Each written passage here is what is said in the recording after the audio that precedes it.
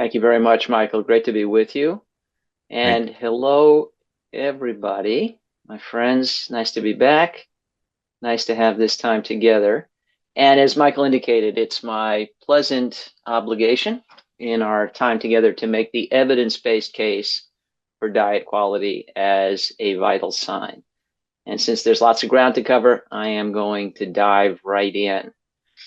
My personal history, I routinely share because it interweaves with the themes of my career. So I trained in internal medicine, completing that in 1991, immediately entered a second residency in preventive medicine, public health. The reason for that, sort of the obvious one, I felt in learning how to take care of acutely ill people in hospitals as an internist, I was effectively being turned into one of the king's horses and one of the king's men. We were doing a pretty good job at forestalling death some of the time. We were doing a pretty good job at containing disaster, but we were doing an extremely poor job at restoring true vitality. And it occurred to me, looking at the big picture, that easily 8 out of 10 patients in hospital beds had things that never really needed to happen. And you can guess what the usual suspects were: heart disease, cancer, stroke, diabetes resulting in amputations, all sorts of horrible things. And this was back in the 1980s when I was in medical school. We were dealing with a lot of AIDS too. And of course, we also know how to prevent sexually transmitted disease. So lots of terrible things happening to people that never really needed to happen. And if you think about the nursery rhyme, all the king's horses, all the king's men couldn't put Humpty Dumpty back together again, nor could we put true vitality back together again. But we sure as hell could have done something about the wall.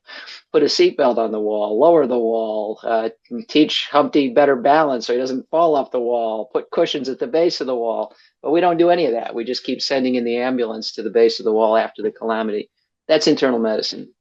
I am very proud to be an internist. I am extremely proud to have taken care of patients for 30 years. But I also noticed during that training between 1988 and 91 that we weren't doing nearly a good enough job of preventing people from toppling off the wall. And we were never restoring true intact vitality. And the only chance to do that was prevention, to go back in time and prevent the fall, prevent all the various calamities that caused heart disease, cancer, stroke, diabetes, dementia, etc.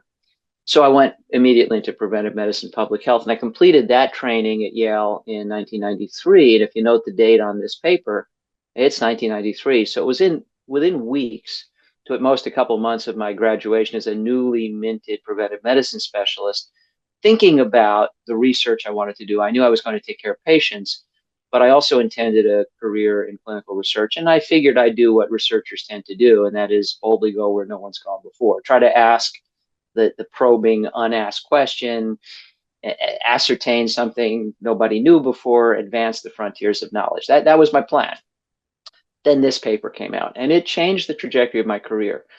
I think this is one of the most important publications in the modern era of peer-reviewed science: actual causes of death in the United States. So in this paper, 30 years ago, Bill Foege and Mike McGinnis pointed out that what gets listed on death certificates as cause of death is not really very illuminating. So someone dies of cardiogenic shock, secondary to heart failure, secondary to myocardial infarction, secondary to atherosclerotic disease of the coronary arteries. It almost never goes further than that. In fact, it almost doesn't go that far most of the time. So I gave you 4 steps in the causal chain. A death certificate may give only 2. So cardiogenic shock, secondary to congestive heart failure, you're done. Well, what does that tell you about what to fix? It tells you not really about causes of death.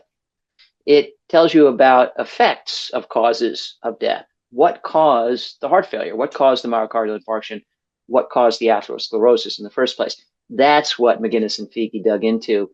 And this was really a precursor to one of the great modern studies in epidemiology, and we'll return to it before we're done: the global burden of disease study. They were essentially looking at the national burden of disease and the root causes, trying to get at what was modifiable. They enumerated a list of 10 factors. And by the way, I commend this paper to you. You can just Google it and pull up the particulars. But a list of 10 factors which collectively explained almost all of the premature deaths that occur. in this country every year, and by extension, the modern world, because the United States really is just a stand-in for what things are like in industrialized countries.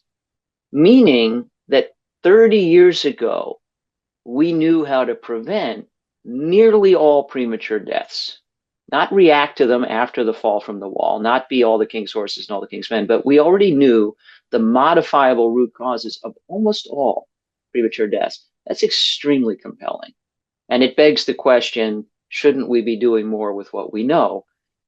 What really captured my imagination, though, is that on this list of 10 factors, the first three, all by themselves, explain fully 80% of the variance in both premature death and the risk of all major chronic disease. And those three factors were how we use our forks and how we use our feet and our fingers. In other words, tobacco was the number one cause of premature death back in 1990. Poor diet, lack of physical activity were 2 and 3. And I thought, well, 80% of premature death and chronic disease would go away if we simply optimize use of feet, forks, and fingers. And yet we don't really seem to know how to make that happen in the real world. And all of a sudden, my entire career trajectory and ambitions changed because I thought I really can't go after what we don't know when what we already do know offers such luminous promise. The elimination of 80% of all chronic disease, 80% of premature death. I'll leave the residual 20% to somebody else once we get the 80% done. But let's turn what we know into what we do. So that really shaped the trajectory of my career, which has been all about translation. How do we take the knowledge we have about the incredible power of diet and lifestyle and convert that into routine action? 30 years is a long time. You may be interested in more recent data. Again, my title was the evidence-based case for diet as a vital sign. So 10 years later gets us a little more current, although still 20 years ago. This analysis was redone by the leadership at the CDC, including Julie Gerberding, who was director of the Centers for Disease Control at the time. And the analysis reached the same conclusion.